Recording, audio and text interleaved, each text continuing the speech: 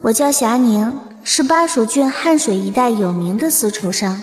可我有名，却不是因为卖丝绸，而是因为我有一个整日游手好闲、花钱大手大脚，却实在长得好看的俊俏小郎君。霞宁啊，你说这夫妻俩过日子，哪有你们这种过法？左脚你赚的那点银子还没在兜里暖热，右脚就被你那吃软饭的小白脸夫君花了去。小白脸，婶子，阿和不是小白脸。怎么不是？白日里吃你的用你的，晚上吹吹枕边风，第二日照样潇洒，也就仗着那副好皮囊。婶子，还找我2文？你个可怜孩子哟，婶多找你2文。霞宁啊，记住婶的话，咱们做女人的不能对男人太心软，要树立起一家之主的威严来，知道不？夫君，日上3竿该起床啦。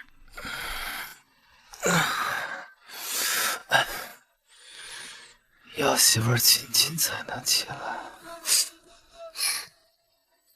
可以了吗？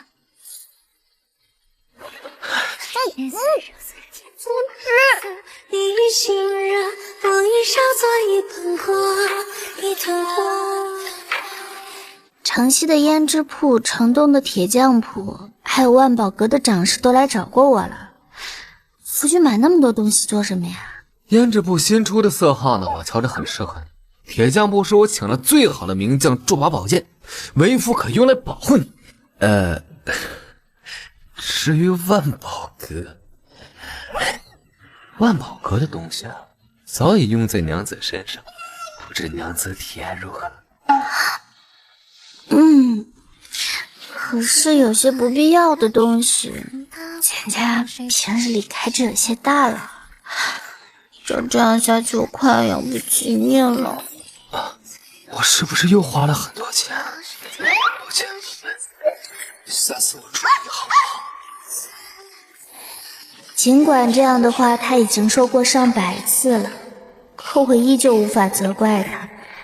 因为我的夫君本是京城世家嫡长公子，自幼享尽荣华富贵，自然没有买东西看价钱的概念。如今却被我拐到巴蜀来过这样的穷酸日子，到底还有什么办法能赚钱？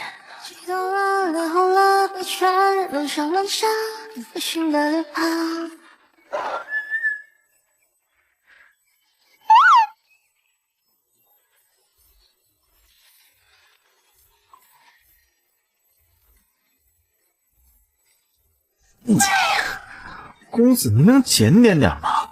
有这个大主意，生怕别人看不出来你有女儿。你嫉妒了？嗨，嫉妒就对了。13呐，也能讨到这样的媳妇儿，很难让人不羡慕啊。没什么要紧的事儿，小的先走了。哎，等等，我还真有事情要找你做呢。爷呢，要教自个儿媳妇儿赚钱养夫君。你和老板看完这些，一定能从中找到发家致富的秘诀。这些批注十分独到，只言片语就能给人以启发，这都是你写的。你和老板只管学习便是，我就先回去了。别在玄武门前登龙门的武状元，到底为什么要在巴蜀陪这个姓池的变态玩养成游戏啊？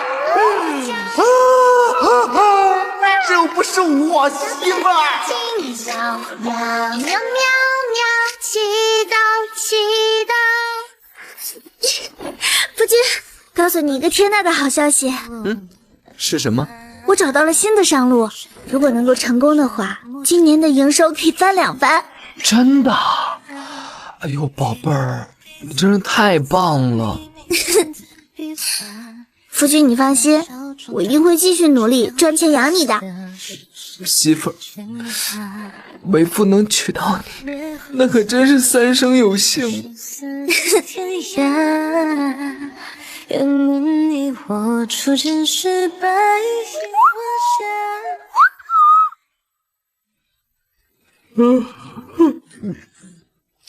大半夜来找我，有什么事儿啊？自然是有关你媳妇的大事。你之前引导她走的那条商路被人截胡了，看手笔像是徐大公子手下的人啊，就是想成你大舅哥那位。哦，舅爷，小的只是一介行商走卒，不知是哪里惹了贵人，还请饶命。公子为夫人铺的路，就这么被您截了去，您说这合适？行商之事本就是谁有手段谁发迹，我也是贿赂些银子，不曾坏了规矩啊。规矩？谁教你的？在商道上，我的话就是规矩。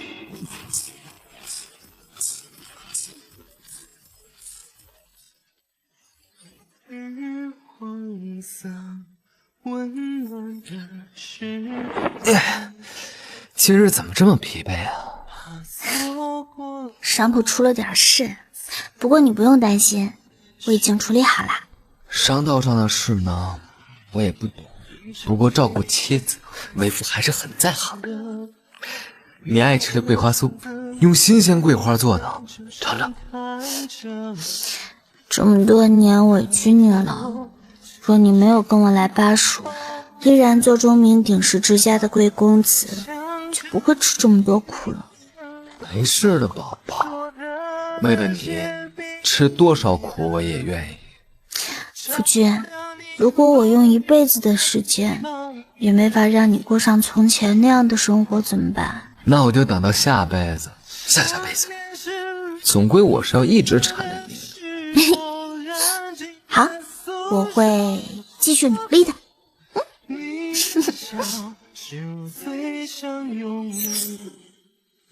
也追了这么久这么远才得到的名分，一辈子可不够啊！居然心疼你吃苦，我去！你吃苦？哎，谁吃苦你都不会吃苦。你，哎，我去！你来巴蜀3年，街坊邻里都知道你花钱大手大脚，谁能想到你是真没概念？明明已经很努力在帮媳妇省钱了，可还是超支了，怎么办？哎呦，笑死我！你再笑一声，就准备在巴蜀待一辈子了。你今日不去书铺，可同他打过招呼了吗？当然啊，我可是按照您的吩咐，认认真真、勤勤恳恳的扮演少夫人隔壁书铺的老板。嘿嘿，我听话有忠心，你可千万不能把我一个人扔在巴蜀啊！3年之期就快要到了。你们掌柜的呢？把他给我叫出来！还真是你，金鹤哥哥跟你私奔，竟在这穷乡僻壤的地方待了3年。什么？宁老板和小白脸夫君竟是私奔？我与夫君的过去，不过是一个跟随客商入京的巴蜀丝绸商与京城世家子弟因误会结识，彼此倾心的烂俗桥段。当年我体验过一段美好瑰丽的爱情，却在意识到阶级之差后选择放手。启程回巴蜀当日，池金鹤一人一马出现在城门前。宁老板可曾听说过红拂夜奔的故事？宁老板有红拂女的洒脱，我便来成全红拂女的为爱奔赴。京城暗策马，望当年意气风发。刚来巴蜀那一年，我与池金鹤爆发过几次争吵。他终归是世家大族出身的少爷，而我只是个乡野丫头。无论是阶级门第还是生活观念，都有着天差地别。无数次我想劝他放弃，明明只要回到家中，他就不必再过这样的苦日子。分开，为了你，我已与家中断绝关系，私奔后却被抛弃，我还有何脸面存世？也不会这么严重吧？你可是京城持家的嫡长公子，所以你是认真的？哎呀，我开玩笑的啊！我这不是担心你跟我过苦日子吗？啊，不哭了不哭了，我怎么会抛弃你呢？唉，入趟京城却拐跑了人家金贵的大少爷，在道德和良心的强烈谴责下，我痛下决心努力赚钱养夫君，奈何夫君少爷太能花，想和离也已经来不及了。成婚3载，我负责赚钱养家，他负责貌美如花。成婚第3年，觊觎着貌美如花夫君的贵女找上门来，我要见金鹤哥哥。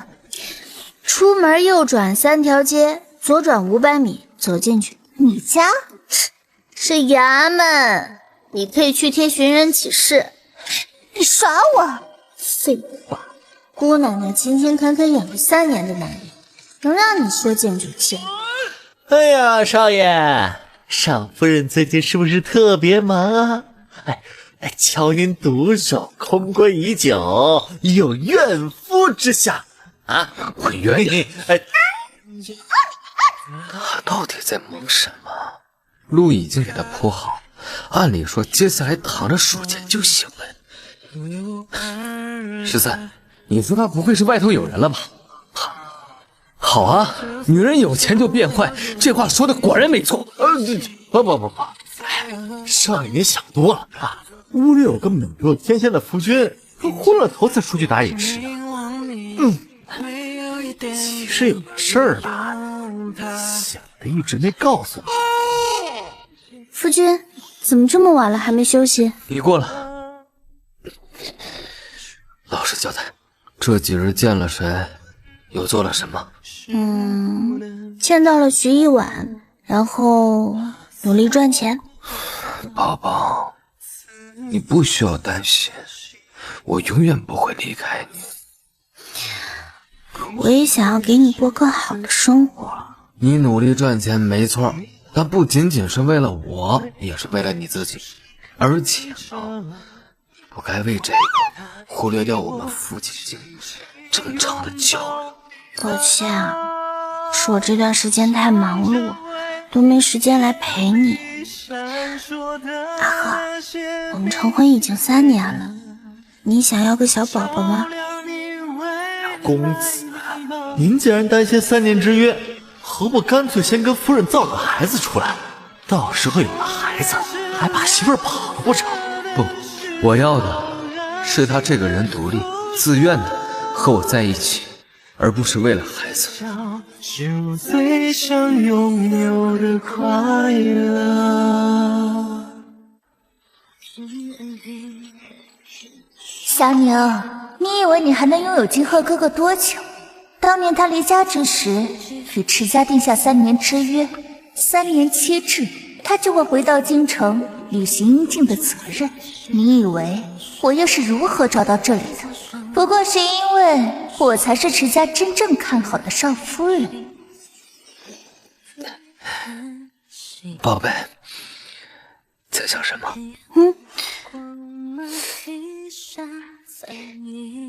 池金鹤，你喜欢现在这样的生活吗？有你在的话，怎样我都行。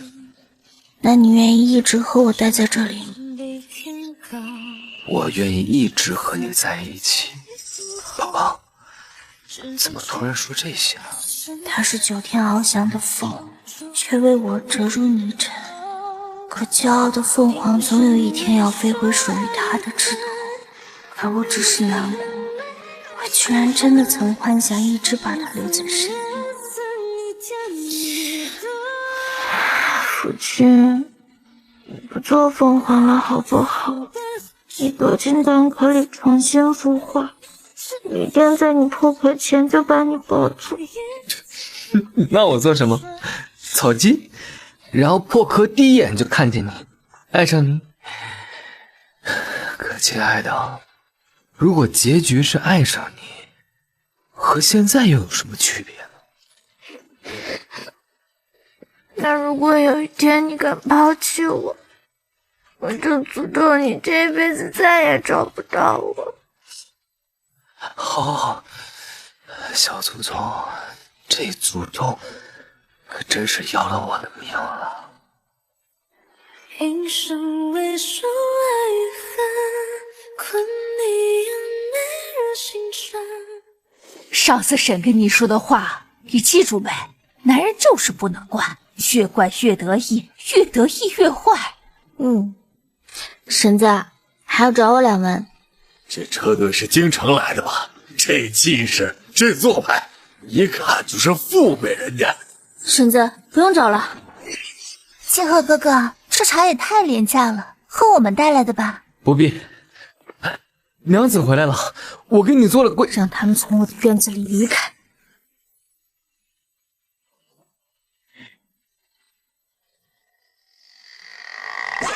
石老板，你为什么在这儿？13是我的人，所以这3年他给我的所有帮助都是你的意思。你这是在怪罪金鹤哥哥吗？你个乡巴佬，竟敢对金鹤哥哥发脾气，不识好人心！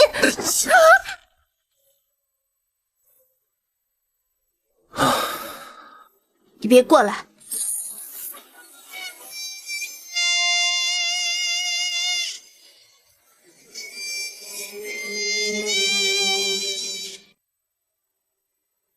和我一起回京城吧。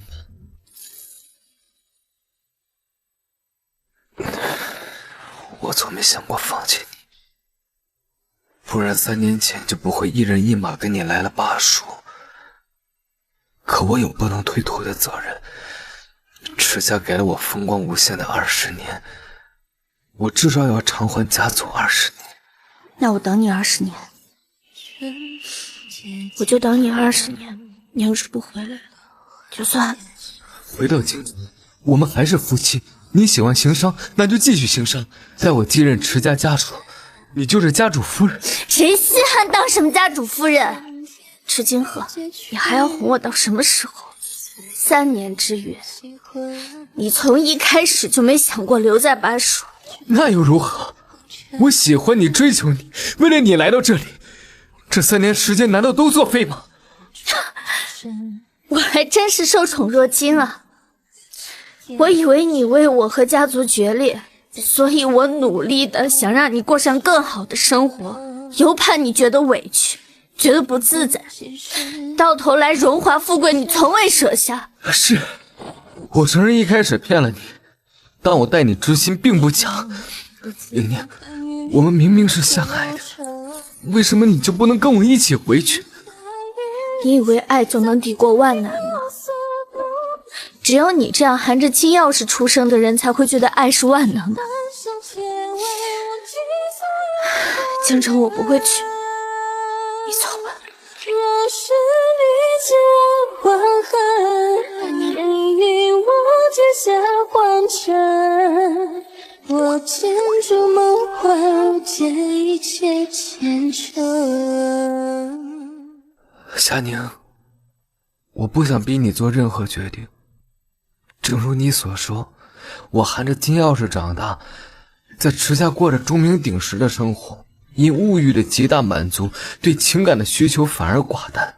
直到遇见了你，那时你为一批新料的定价与京城丝绸商据理力争，我就坐在2楼隔间内，一边听一边幻想，有着这样口才的女子长得什么模样呢？后来与你因误会起了争端，才算真正意义上我们的初见。我喜欢你，与喜欢一个物件不同。物件因它本身的特性与不变而得以喜爱，但你仅需做你自己，变与不变，我心依旧的。所以，我仅仅作为你的夫君，想请求我的娘子不要与我分离。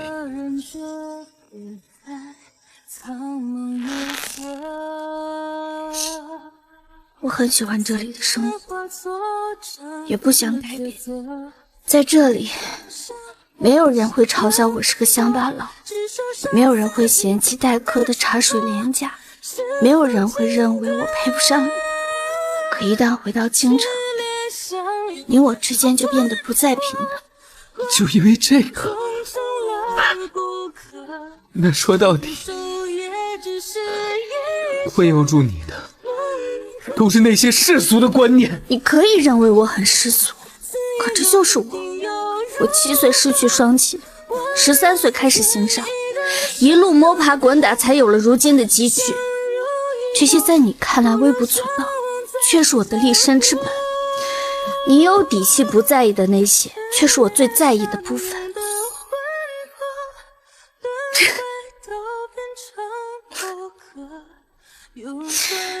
池金鹤，其实我们不是一类人，只是一直以来你都逼着自己适应我。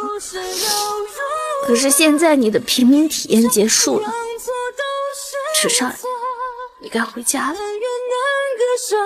不如相忘在以后，是解脱。竹林清风摇曳那年。少爷，少夫人她13，你留下来。什么？少爷，我自你5岁起就跟了您，您不能不要我呀！我看着的，拜托。等家中安顿好，我会亲自来接的。那些人耽误了我和金鹤哥哥3年，总要让他付出些代价，让他知道别人的东西不能随便挤。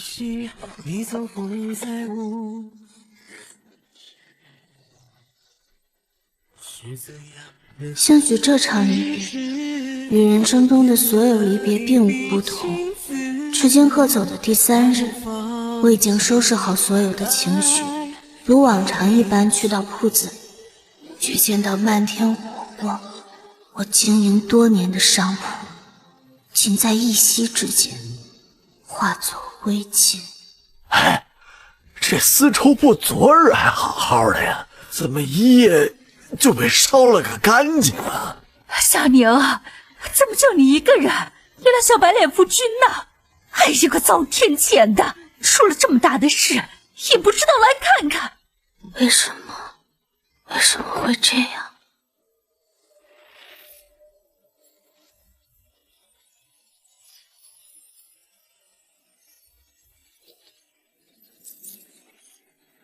宁宁，宁宁，宁宁。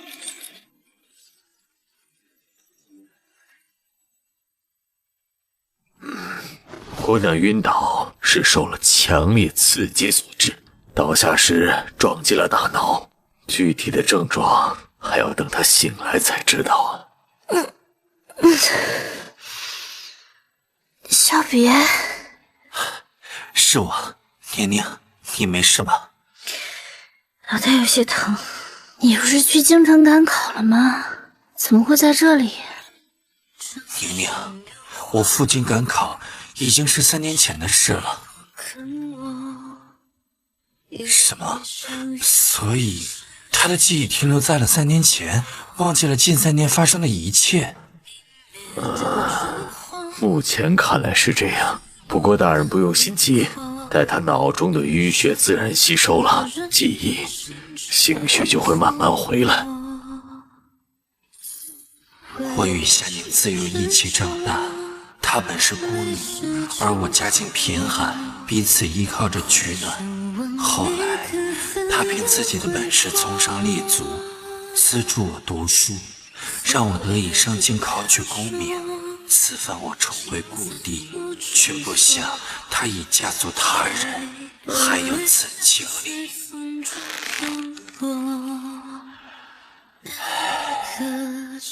或许失忆对他而言也是好事。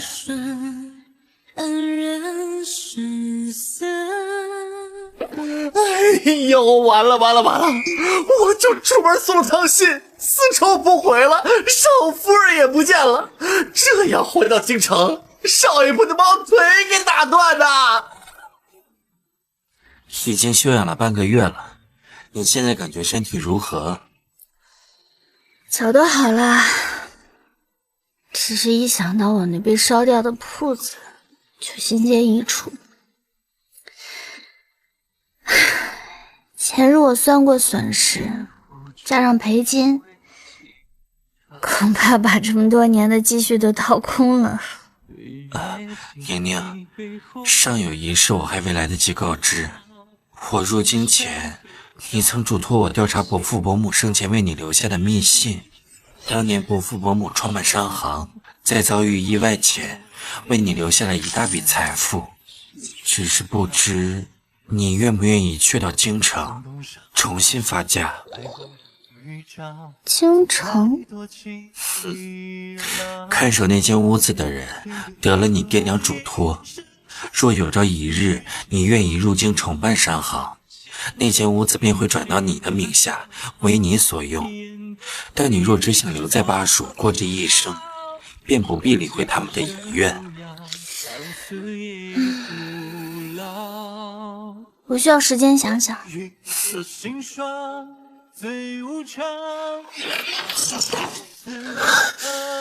继续给我找，掘地3尺，要把霞娘给我找出来。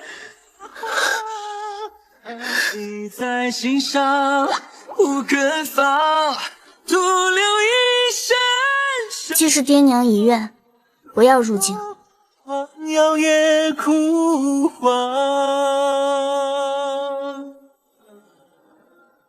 不知不觉，我已来到京城3月余。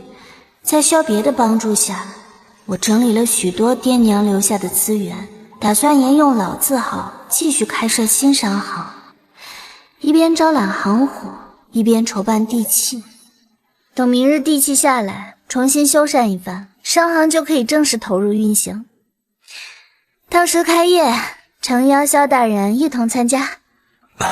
荣幸之至，京城的地契置办都要经池家之手，此番下来，只怕池金鹤很快就会找上门来。少爷，好消息，找到少夫人了。先前我们一直派人在巴蜀寻找少夫人的下落，原来少夫人3月前就已经到了京城。少爷，您是不是早就知道了？知道什么？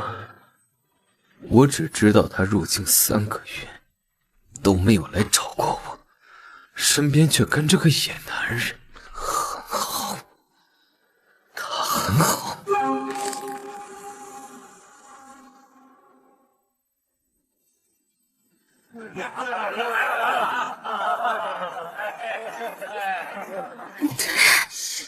宁宁，怎么了？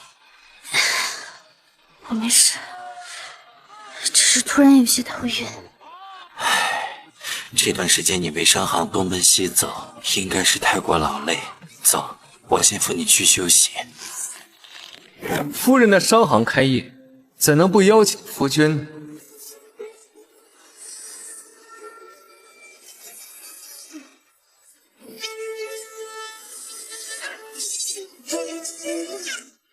萧少卿当着这么多人的面对我池家的少夫人搂搂抱抱，怕是不妥吧？池家是大雍第一世家那个池家吗？没想到宁老板居然是池家的少夫人。说白了什么？你是谁？我认识你吗？我们睡了3年，你说你不认识我？3年？难道他就是萧别说的被我忘记的那个便宜夫君？如你所见，我失忆了。你失忆了？凭什么忘记我没忘记他呢？也不是仅仅忘了你，具体来说是忘了近3年发生的一切。那和只忘了我有什么区别？霞宁啊霞宁，你那3年都10年了。这位夫君脾气暴躁又不讲礼貌，你这是嫁了位祖宗吗？那你告诉我，我们既是夫妻，我上铺起火卧病在榻，你为何不在？我还不是因为你在京城，我在巴蜀。虽然表面上是夫妻，但早已分隔两地，想来感情也不如何。岁岁相思，无人在意你我故事，渐渐消失，水里花开，明如不知。是他跟你说我们夫妻感情不睦？没有谁说，是我自己感觉出来的。我虽失了3年记忆，却深知自己的秉性。以我之性，怎么会选择嫁给一位世家少爷？对，就和你猜想的一样，我骗了你，和你做了3年夫妻，然后我抛下你回到京城，这样说你就能心安理得和别的男人在一起了，是吗？我和萧别不是你想的那种关系。那是哪种关系呢？我卑微请求你和我一起回京，你拒绝了。好，我尊重你，可你现在却跟着另一个男人回了京城，你又说你失忆，偏偏只忘了我。你与他举止亲密是我亲眼所见，还说他跟你没关系。我们的事你扯上别人干什么？平白毁别人清誉，这就是你世家公子的教养吗？少夫人，再怎么说我们少爷才是那正牌夫君，你当着少爷的面维护别的男人，很难让人不生气吧？好，池大少爷，这里是我的商行，今天不欢迎你，请你离开。少夫人，你13。又向南飞过了海面，一封信为拆完，留一声感叹。明月总是旧梦中去念。我大人向来宽容忍让，不知为何面对他时却忍不住咄咄逼人起来。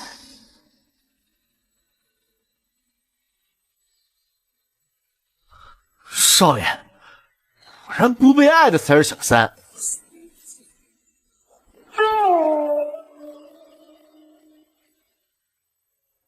宁宁，你刚来京城不久，手头拮据，不必这么着急搬出去的。你放心吧，我找的那个院子租金不高，离商行又近，挺方便的。宁老板，宁老板，出事了！今天有人来商行回收地契，现在商行被迫闭门，你快去看看吧。什么？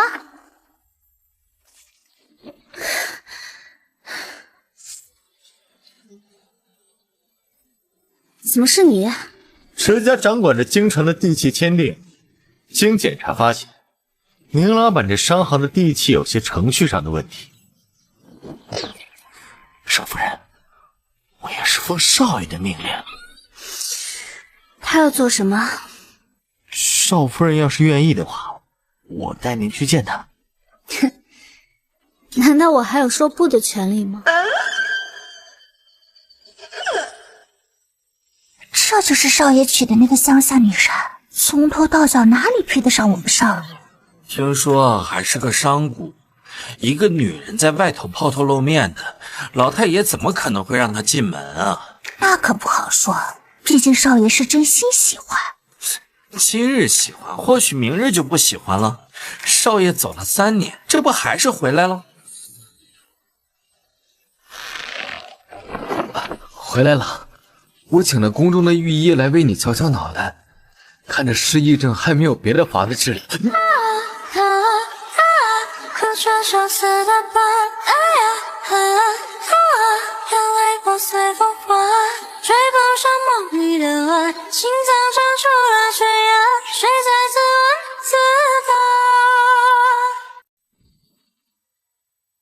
刚回家就给我一巴掌，娘子，手疼吗？商行是我爹娘一辈子的心血，不是你可以拿来耍我玩的游戏。我何时说要耍你玩？又何时说过这是游戏？打了我，你手抖什么？因为打了你，我会害怕。我当着这么多人的面打了你，你会不会恼羞成怒？会不会变本加厉？会不会就此夺走我的一切？你有夫妻3载，你只是因为失去记忆才会有此担忧。可我害怕你，因为我们根本就不平等。你可以轻易收回地契，还逼迫我来见你。就算我现在有记忆，也只会后悔当初和你在一起。够了！收回地契，那只是因为这地契是你在萧别的帮助下获得。你是我的夫人，我不能容忍你身上有其他男人的痕迹。至于商行选址，我自会为你寻一个更好的地段。你凭什么决定我的一切？只恨非谁君不见，只叹天命难成全。阿宁，我对你做的这些百利而无一害。你要重启商行，我当然会全力支持。我带给你的甚至会比萧别带给你的更多。来到京城，你就是池家的少夫人，为何要屈居人下，奔波乞怜呢？池清河，我以前到底爱你什么？自商行被迫关闭后，我被池清鹤带到池府，一住就是2个月。他没有禁止我的出行，甚至每次出街都会有人为我报账。下人们嘴上喊着我少夫人，更多的是在背后对我嘲讽鄙夷。我知道这一切，却无法离开。冤色已经收拾好，你尽快从萧府搬出来，回到我们身边，否则下一个出事就不只是商行。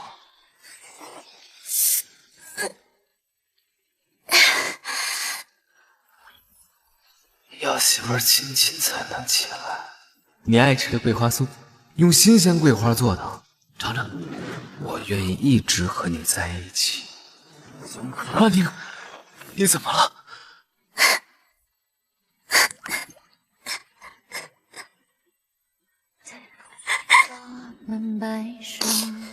我在入京与他重逢后，在我失忆又想起了一切后，在我被困在池府，被困在他的荣华富贵里后，方才明了这场失忆对我的意义。忘却过往，忘却爱意，留下最本真的我，才终于真正看清，当他不再伪装，当我不再纵容，我们之间的距离会有多遥远。宝宝，你别跟我置气了好不好？明日再请御医来一趟，为你仔细检查身体，不是一定要你想起来，就怕落下什么后遗症。丝绸铺的火灾，你调查过了吗？是徐家人做的，不过这件事不方便在面上挑明，我会找机会报复回去。你知道徐一婉喜欢你，你爷爷也想要她做池家少夫人吗？你到底要说什么？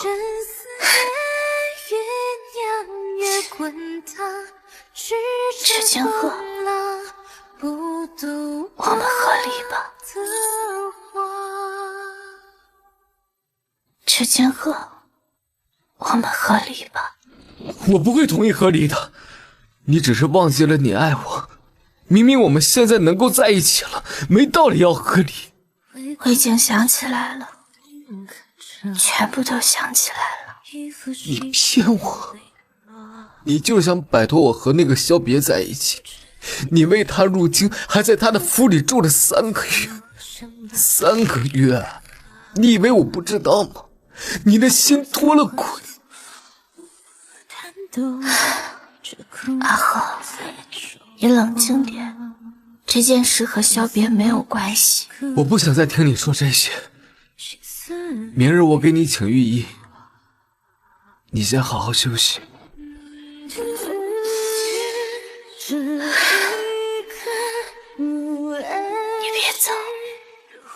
我在跟你把话说清楚。说清楚什么？你知不知道，没有你阴血的这3个月，我没有一日睡过好觉，就连梦里我都在找你，可我找不到，怎么都找不到。夏宁，我怎么就把你给弄丢了？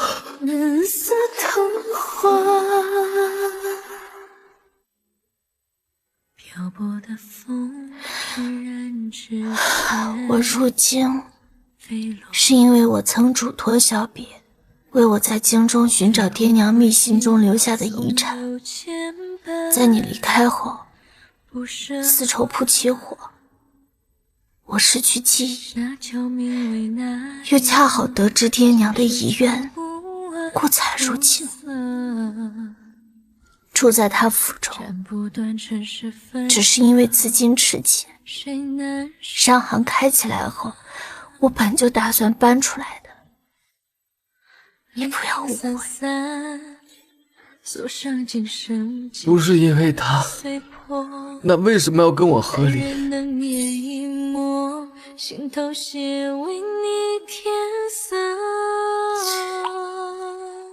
阿赫，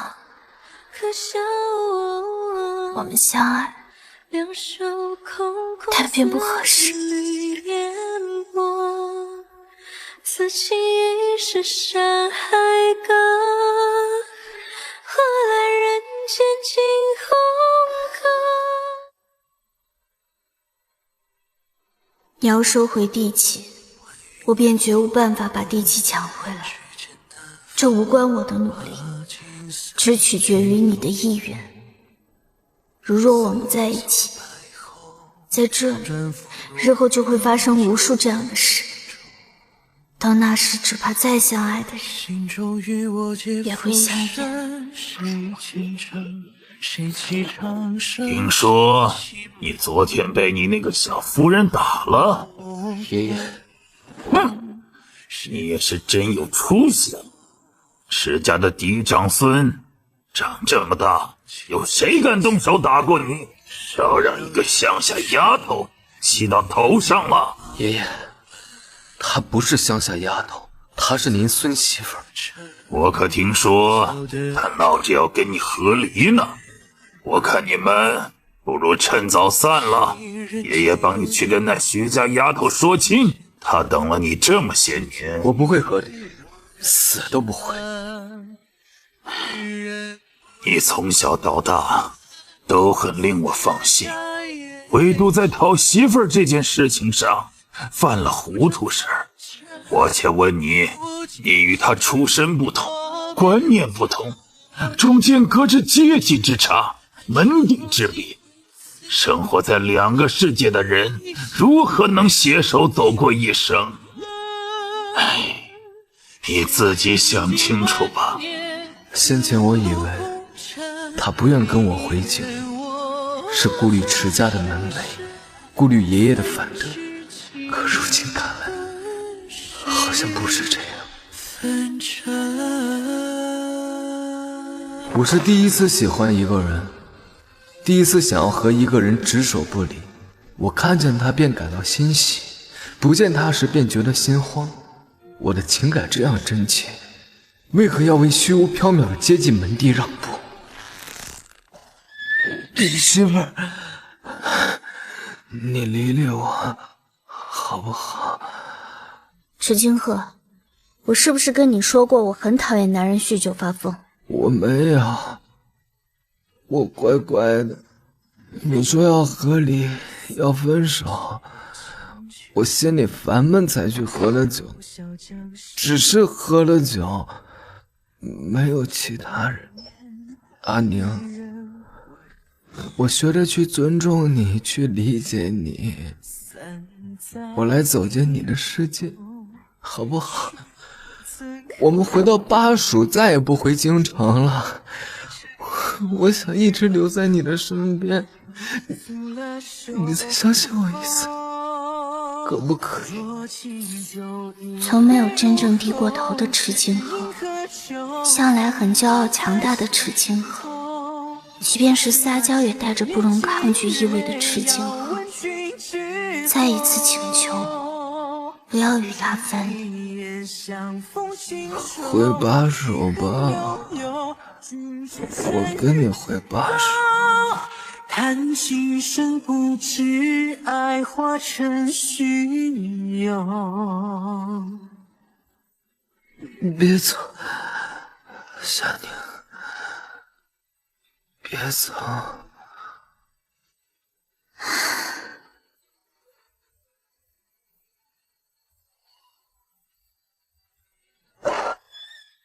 老板，带我找一下池老爷子。想不到你棋艺如此精湛，闲暇时自学了一些，巴蜀境内略有闻名。哼，你倒是不自谦。在你面前，只怕自谦也讨不着巧，不如实诚些。你极力表现，有什么目的？池爷爷，接下来我要说的话，在您看来可能不够理智，不够成熟，但我想为我和阿赫争取一个未来。未来？呵呵，你不是已经决意要和离了吗？那是昨夜之前的想法，可我想了一夜，想了很久。我性子谨慎多虑，遇事总习惯往后多想3步，理智永远大于情感，所以才深知我与回到池家的阿赫差距有多远。以我之出生，无论我是否从商，是否在外抛头露面，您都不会看得起我，而我也绝不会因为他人的目光放弃自己谋生的手段。在您看来，我选择他是因为他是京城第一世家的继承人，可实际上我之前想放弃他，恰恰是因为他是您的继承人。那你现在为何突然改了主意？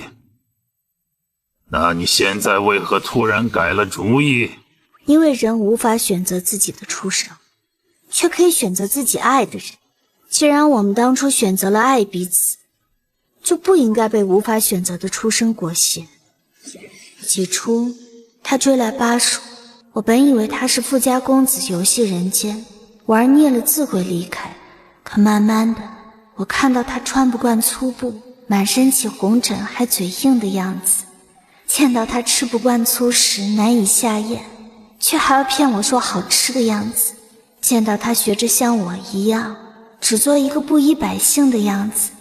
于是某一日，在他问我要不要和他成亲时，我答应了。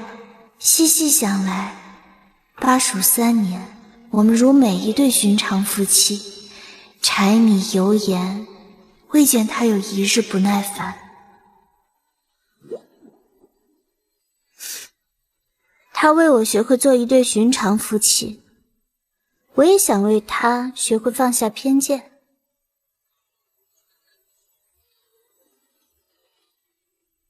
山宁，爷爷，您都跟他说了什么？哼，我能跟他说什么？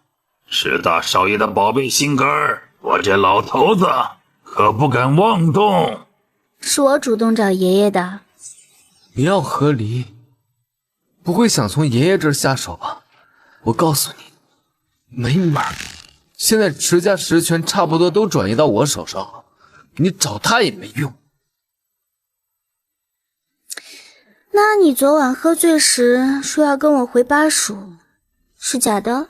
当然不是，池家旁支那么多，我随便找个继任就是。媳妇儿，咱俩什么时候启程？谁说我要带你回巴蜀了？我跟爷爷说，半年后皇帝会重新择选新一任皇上，若我有幸胜选，也就有了留在京城的根基。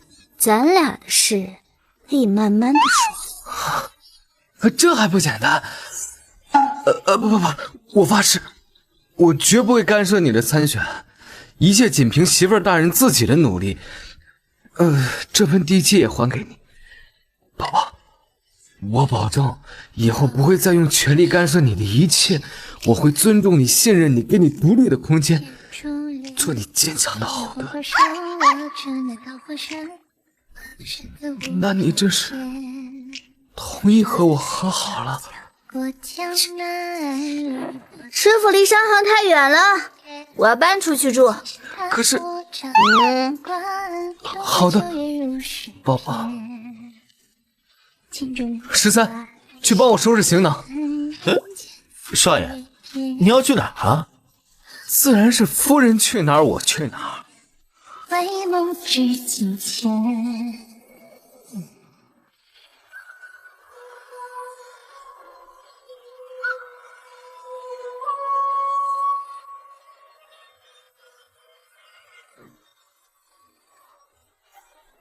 哇，少夫人还真有本事，这皇商的名头落下来，少夫人可就是名副其实的宁大老板了。你笑这么开心做什么呀？又不是你媳妇儿。宝儿，今天过后咱俩该和好了吧？不好。那你这段时间天天缠在我身边算什么？那为夫这不是怕你被别的小白脸给迷了眼吗？在咱俩正式和好前，誓死要守住爷的领地。哟，池大少爷居然对自己没信心？谁知道其中的道理呢？我因为爱你，所以常常感到担忧。我的爱充满了自私、占有，里面带有许多令你不喜的东西，它们与爱共存着，我只能拼命隐藏，希冀着做你最完美的爱人。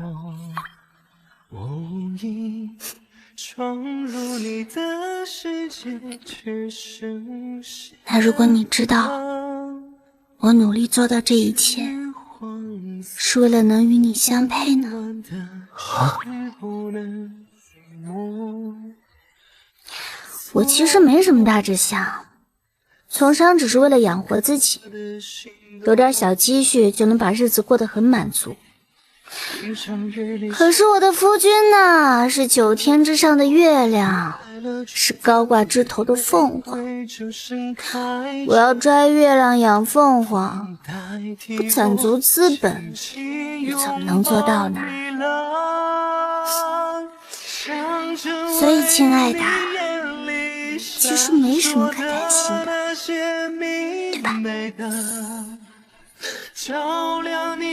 说得对，夫人。